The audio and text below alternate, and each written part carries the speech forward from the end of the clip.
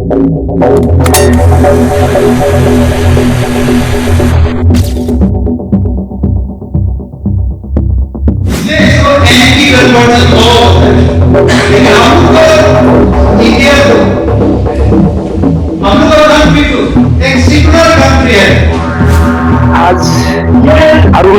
Arunachal Christian forum एक अंतिम दिन का हंगर स्ट्राइक आयोजित कर रहा है।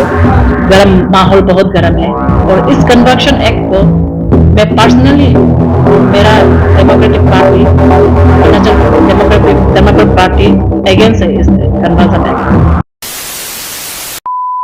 राज्य का क्रिश्चियन समाज सड़कों पर क्यों उतर आया है? आखिर मुख्यमंत्री साहब ने ऐसा क्या कर दिया कि विरोध प्रदर्शन, भूख हड़ताल और रैलियों की बाढ़ आ गई? धर्म की राजनीति हो रही है या राजनीति का धर्म बदल दिया गया है? क्या इस देश में कोई ऐसा मुद्दा बचा है जो बिना धर्म की छाया में सुलझाया जा सके? या फिर यह कदम एक विशेष समुदाय की आवाज दबाने की रणनीति है? या क्या यह क्रिश्चियन समाज द्वारा पूर्वोत्तर में तेजी से बढ़ रही धर्मांतरण की मुहिम को रोकने का संकेत है? चलिए नजर डालते हैं उस जमीन पर जहां सूरज सबसे पहले उगता है और जहां रात भी शायद सबसे पहले छा जाती है। स्वागत है आपका इनर कॉल में। Arunachal Pradesh freedom of religion act 1978 APFRA को धार्मिक रूपांतरण को बल, प्रलोभन या धोखाधड़ी के माध्यम से रोकने के लिए लागू किया गया था। यह कानून यह अनिवार्य करता है कि कोई भी व्यक्ति यदि अपना धर्म बदलना चाहता है तो उसे पहले अधिकारियों को सूचित करना होगा। इस कानून का उल्लंघन करने पर 2 साल तक की कैद और 10,000 रुपए का जुर्माना हो सकता है।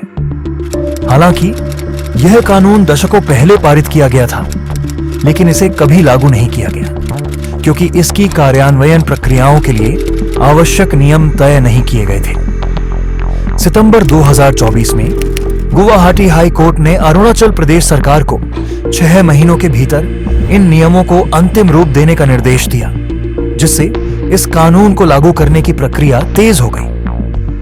भारत के कई राज्यों ने इसी तरह के कानून स्थानीय धार्मिक मान्यताओं की रक्षा करने और बड़े पैमाने पर धर्मांतरण को रोकने के उद्देश्य से लागू किए हैं। ओडिशा पहला राज्य था जिसने 1967 में ऐसा कानून पास किया। उसके बाद मध्य प्रदेश 1968 और छत्तीसगढ़ ने भी ऐसे कानून लागू किए। अरुणाचल प्रदेश ने 1978 में अपना कानून बनाया, लेकिन इसे कभी लागू नहीं किया गया। बाद में हिमाचल प्रदेश, उत्तराखंड, उत्तर प्रदेश, गुजरात और झारखंड जैसे राज्यों ने भी इसी प्रकार के कानून बनाए, जिनमें कुछ विशेष रूप से शादी के माध्यम से धर्मांतरण को लक्षित करते हैं, जिन्हें अक्सर लव जिहाद कानून कहा जाता है। सरकारों का तर्क है कि ये कानून धोखाधड़ी या जबरदस्ती किए गए धर्मांतरण को रोकने के लिए आवश्यक है, जबकि विरोधी इसे अल्पसंख्यकों, विशेष रूप से ईसाइयों और मुसलमानों के खिलाफ भेदभाव का उपकरण मानते हैं। अरुणाचल प्रदेश के मुख्यमंत्री पेमा खांडू ने पहले इस कानून का विरोध किया था।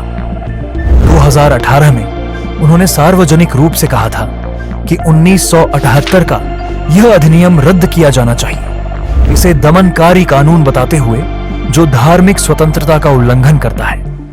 उस समय उन्होंने यह भी कहा था कि ऐसे कानूनों का दुरुपयोग हो सकता है और यह अल्पसंख्यक समुदायों को प्रभावित कर सकते हैं। हालांकि दिसंबर 2024 में गुवाहाटी हाई कोर्ट के आदेश के बाद खांडू ने अपना रुख बदल लिया और इस कानून को लागू करने की घोषणा की।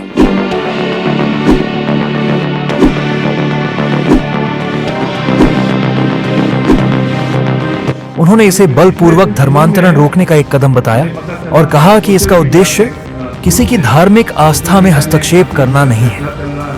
अरुणाचल प्रदेश की धार्मिक जनसांख्यिकी और आगामी चुनावों के संदर्भ में इसे एक महत्वपूर्ण राजनीतिक निर्णय माना गया।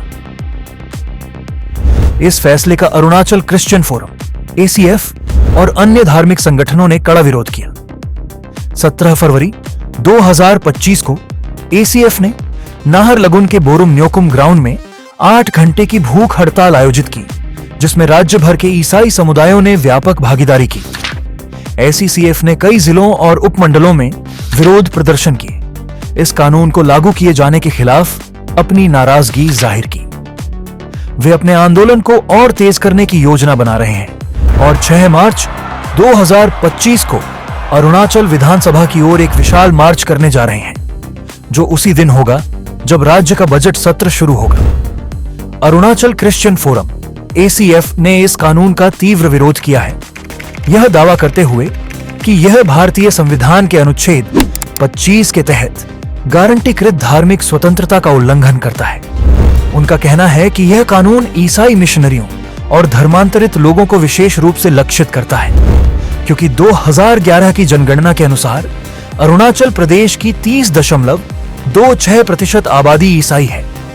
ACF का मानना है कि धार्मिक रूपांतरण के लिए पूर्व अनुमति अनिवार्य करने से अनावश्यक प्रशासनिक बाधाएं उत्पन्न होंगी और यह उत्पीड़न का माध्यम बन सकता है।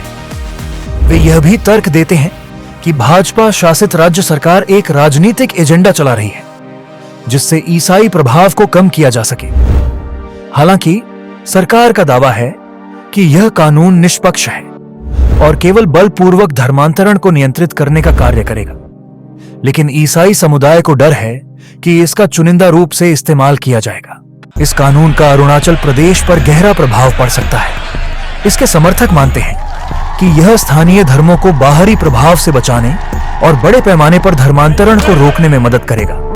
उनका तर्क है कि इससे जनजातीय समुदायों की सांस्कृतिक पहचान बनी रहेगी और धार्मिक संतुलन बना रहेगा।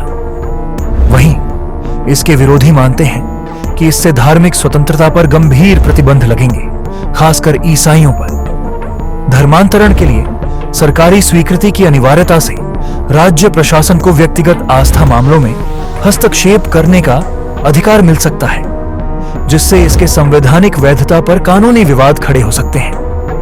सबसे बड़ा डर यह है कि इस कानून के कारण अरुणाचल प्रदेश में धार्मिक ध्रुवीकरण बढ़ सकता है, जो ऐतिहासिक रूप से एक शांतिपूर्ण राज्य रहा है।